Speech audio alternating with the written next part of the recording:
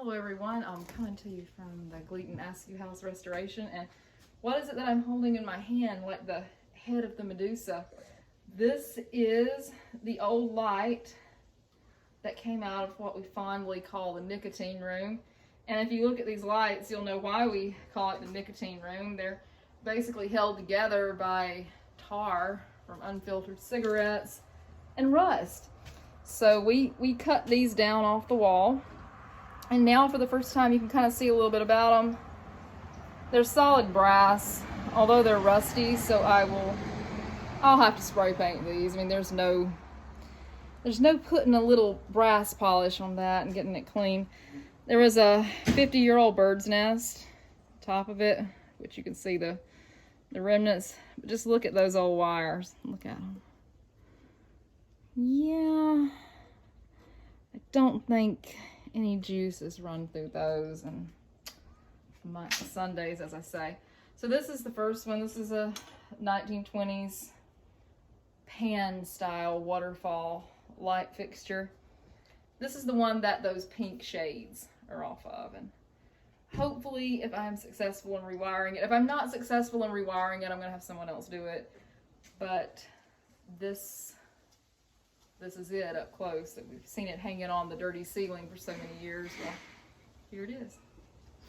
Okay, let me just lay it down. Let's go to the other one. Okay.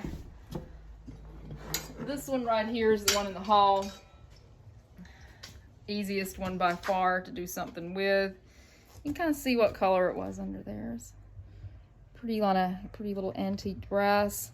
Has crystals that go in here. These little cup holders, little casters, aren't casters, but I'm not sure what you call them.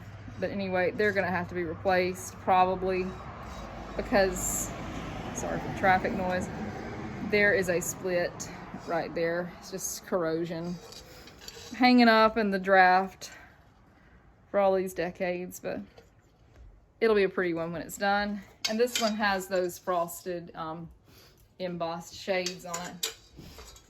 I think that the award for dirtiest goes to this one in the back room. Look at that. Just a little pledge. Ought to just a little shine up. Ought to do that. Just a little dusting, a little light dusting. That's all it needs. Nicotine, there again, just all over it. I'm gonna get black lung just from looking at it. And this may be like the hardest one to rewire because of this little glass stem here. I have not studied up there's a screw out of it, but I'm sure somewhere in the interwebs there's someone either on Etsy or eBay or whatever that sells a configuration like that. We'll get to work on it. There's the top of this one. The top of this one actually looks okay. But yeah, it's not broken miraculously. There's only one broken fixture in the whole house, which is upstairs in the hall. Somewhat of a minor miracle. Let's zoom in on these guys again. The next time we see them, I'm going to do some videos on my attempts to restore them.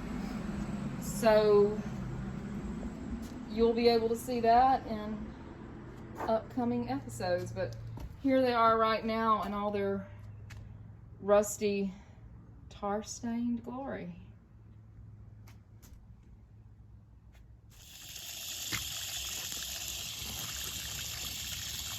This is gonna have to soak complete.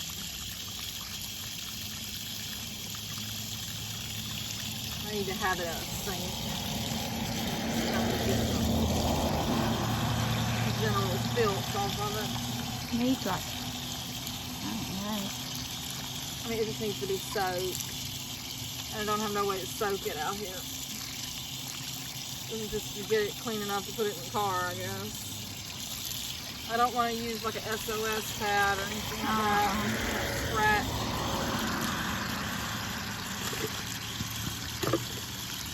You might could use one of them soft scrub kind.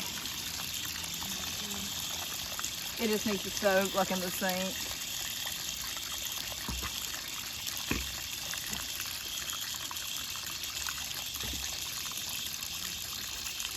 Put it in a bucket and let it soak.